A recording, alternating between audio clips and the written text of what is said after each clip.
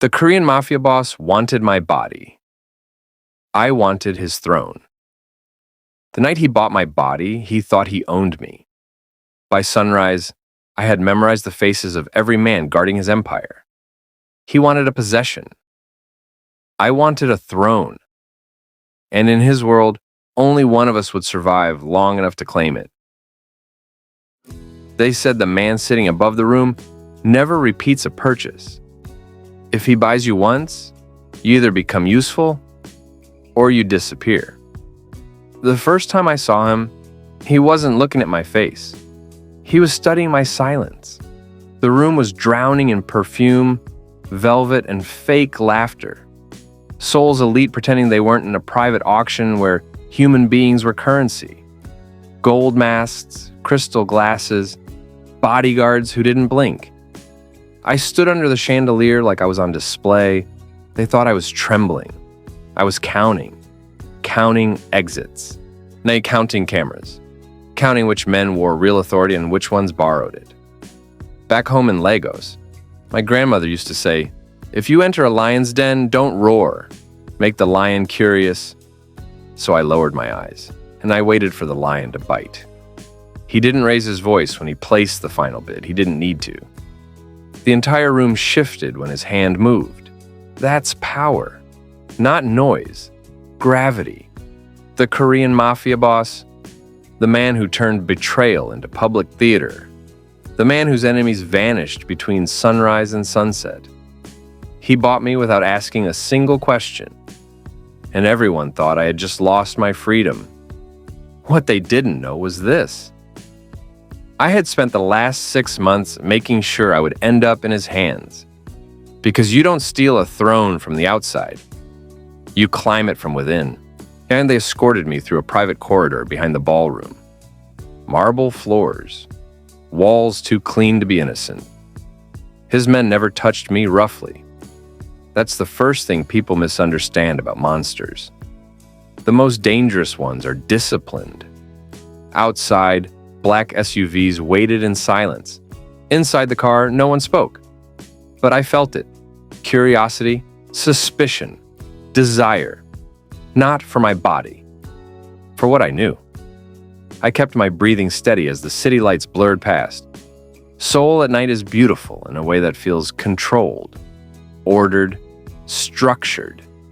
Nothing like Lagos traffic chaos, where survival sharpens your instincts before you're old enough to spell it. I grew up watching market women negotiate like generals. I watched men twice their size walk away defeated because they underestimated a smile. Power doesn't always sit in suits, and sometimes it sells tomatoes. Sometimes it sits quietly at an auction and lets a king think he chose you. When we arrived at his compound, the gates opened before we stopped moving. Minimalist architecture, clean lines, no wasted decoration. A house built like a statement. Emotion is weakness. Inside, the silence was suffocating. Men lined the hallway. They bowed. Not deeply, measured. Respect calibrated by rank. I noticed everything. Who bowed first? Who hesitated? Who watched me instead of him? He walked ahead without looking back, confident I would follow. I did. But not because I was owned. Because I was entering my battlefield. His office overlooked the city. Floor-to-ceiling glass, one desk, one chair. He stood behind it like a sculpture carved from control. "You don't look afraid," he said. His voice was calm, too calm. I let 3 seconds pass before answering. "In my country," I said softly, "fear's expensive. I can't afford it." The faintest twitch at the corner of his mouth. Interest. He circled me slowly, not touching, evaluating. "You know who I am." "Yes." "And you still stood on that stage?" "Yes." "Why?" "Because your empire is expanding into West African ports. Because your rivals are already there. Because you need someone who understands both the language of contracts and the language of the streets." But I didn't say that. I said, "Because men like you don't buy what they don't need." Silence. Then he laughed, not loud, sharp. He dismissed his men with a flick of his fingers. The room emptied instantly. Hierarchy, obedience, precision. Korean organized crime runs on structure. Loyalty measured in years. Bloodlines protected like sacred texts. It's beautiful and fragile. You think you're useful? He asked. I know I am. I stepped closer to his desk, close enough to invade his space without touching him. Lagos Port, I said quietly. Accra's secondary docks. Abidjan's private freight channels. Your competitors are bleeding money there. He didn't blink, but his stillness changed. You talk too much for someone who was just purchased. I wasn't purchased, I corrected. I was positioned. There it was. The shift. For the first time, he saw me. Not as decoration, not as leverage, as strategy. He leaned back in his chair. Tell me something only someone valuable would know. So I gave him just enough truth to make him hungry. I described how shipments disappear in West Africa. Not through theft, but through alliances. How local chiefs, port officials, and transport unions create invisible corridors for those who understand respect. In many African traditions, trade is relationship before transaction. You don't conquer a route, you marry it. He listened without interrupting, and when I finished, he asked the most important question. What do you want? Not money, not protection. Access. He studied me for a long moment. You're ambitious. In my culture, I said, a queen does not wait to be crowned. Another silence. But this one felt heavier, more dangerous. He stood, walked toward the window. For now, he said, you stay. For now. That's how men like him test loyalty. Temporary permission. I bowed my head slightly, not submissive. Strategic. That night, they showed me my room. Luxurious, immaculate, locked from the outside. I sat on the edge of the bed and replayed every detail. The lieutenant with the scar who avoided eye contact. The older advisor whose bow was deeper than the others. Old guard traditionalist. The younger enforcer who looked at me with something close to curiosity. Empires fall because of fractures, and this one had cracks. The next morning, breakfast was silent. Long table. Only senior members present. No one spoke to me, but they watched. I served myself calmly. In Korean hierarchy, outsiders wait to be invited. I didn't. The older advisor's chopsticks paused midair. Disapproval. Good. Later, I wandered the courtyard under supervision. Minimalist gardens, stone paths, water features designed to calm. But I wasn't calming. I was mapping. Routine times, guard rotations, which doors required biometric access, and which men whispered when they thought I couldn't understand. You see, silence can mean strength, but in Africa, silence can also mean plotting. By the third day, he summoned me again. You will attend a meeting, he said. Testing. He wanted to see if I would shrink under pressure. The council room was colder than the rest of the house. Long wooden table. Men who built their reputations on violence, sitting like corporate executives. He introduced me without explanation. Murmurs. One voice finally spoke. Why is she here? Not looking at me. Looking at him. Challenge. He answered without emotion. She has information. I stepped forward before he could continue. If your shipment through Busan connects to West Africa without restructuring local partnerships, you will lose 30% within 6 months. The room froze. One of them laughed. Based on what? Based on the fact that your competitors already tried, I said calmly, and their containers are still sitting in customs. The younger enforcer leaned forward. Interest? The older advisor's jaw tightened. Threat. He watched me carefully. Not as a man watching a woman, but as a ruler watching potential disruption. After the meeting, he pulled me aside. You enjoy provoking them. I enjoy surviving. He He stepped closer this time, close enough that I could feel the calculation in his breath. You think you can change my organization? I think it needs to evolve. And you will lead that evolution? If you're smart. That was the first time his eyes darkened. Dangerous territory. But I didn't look away, because here's the truth. Attraction is a weapon, and he believed it was his. Over the next week, he kept me close. Private strategy sessions, late-night discussions over maps and financial projections. He tested me constantly, changing details mid-conversation, watching for hesitation. He didn't find any, because I wasn't improvising. I was executing a plan that started long before that auction. One evening, he asked about my childhood. Unexpected.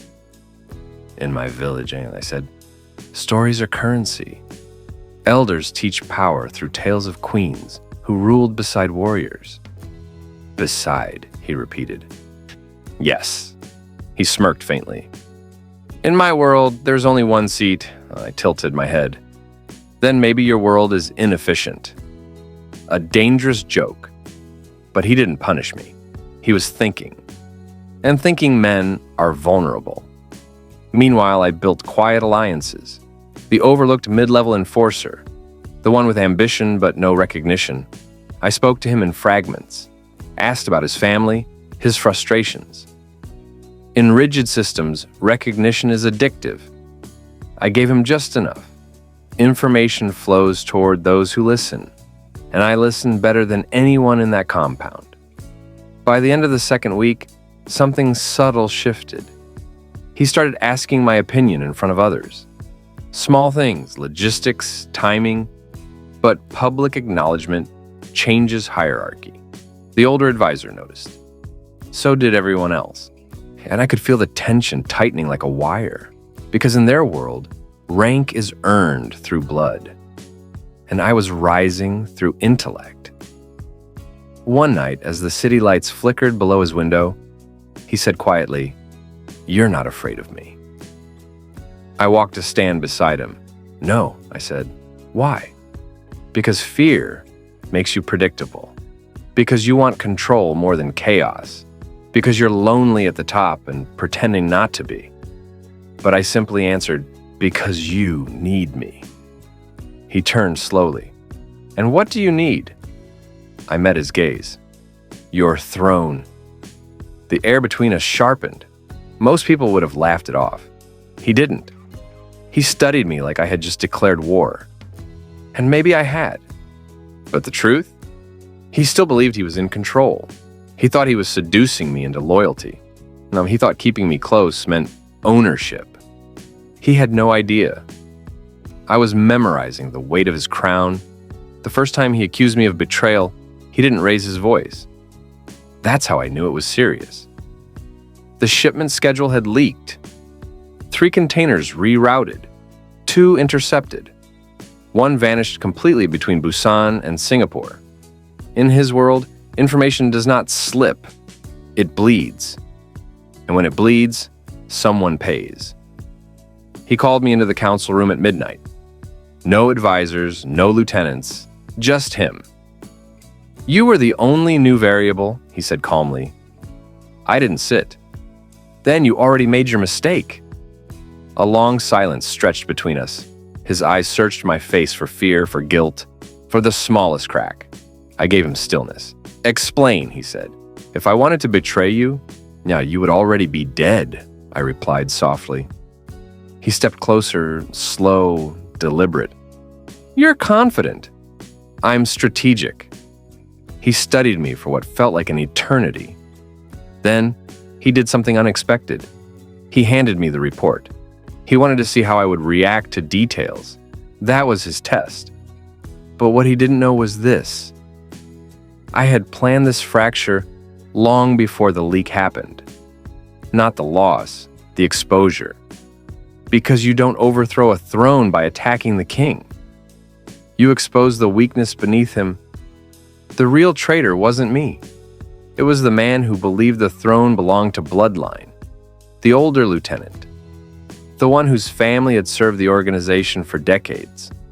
The one who bowed deeper than anyone else. Loyalty can turn poisonous when it feels entitled. He thought I was a temporary disruption, not a foreign distraction. He didn't realize I was studying him the same way I studied the boss. While the boss tested my intelligence, I tested the lieutenant's pride. Small comments in meetings, subtle suggestions that expansion required modern leadership. Watching his jaw tighten, watching his hands grip the table. Power struggles don't begin with bullets. They begin with bruised egos. When the leak happened, I knew exactly who had done it. He didn't leak to destroy the empire. He leaked to discredit me. He wanted the boss to eliminate me and restore traditional order. But he underestimated two things: the boss's ambition and my patience. Instead of defending myself loudly, I did something more dangerous. I agreed with the suspicion. "Investigate me," I said calmly. The boss's eyes flickered. You don't object?" "I insist." Now he was curious. Because guilty people resist. Innocent people panic. But I invited scrutiny. And while they investigated me, I quietly redirected attention. I fed controlled information into specific channels. Different versions of shipment details to different inner circle members. A classic loyalty test. In West African trading networks, merchants survive by knowing who leaks prices to competitors. You never accuse directly. You observe who repeats what you whisper. Within 72 hours, the pattern emerged. Only one version of the shipment plan reached the rival faction. The version given privately to the old lieutenant. When the boss confronted him, the compound felt like a loaded gun. The council gathered. No one spoke. The lieutenant stood straight, defiant. You're letting her poison tradition," he said, not looking at me. The boss remained silent. That silence was heavy. Because in Korean hierarchy, challenging leadership publicly is a declaration of war. "She manipulates you," the lieutenant continued. "She is not blood. She is not family." I finally spoke. "Blood doesn't guarantee vision." His glare burned toward me. "You think you can sit above men who built this empire? I think survival matters more than pride." The room trembled with tension. The boss's voice cut through it. "You leaked the shipment." It wasn't a question. The lieutenant didn't deny it. "I protected our legacy." There it was. Not greed, not fear. Legacy. And that's when I understood something crucial. The boss didn't just fear betrayal, he feared stagnation. And I was the future. Seeing the lieutenant was the past. The punishment was swift, not theatrical, not dramatic, efficient.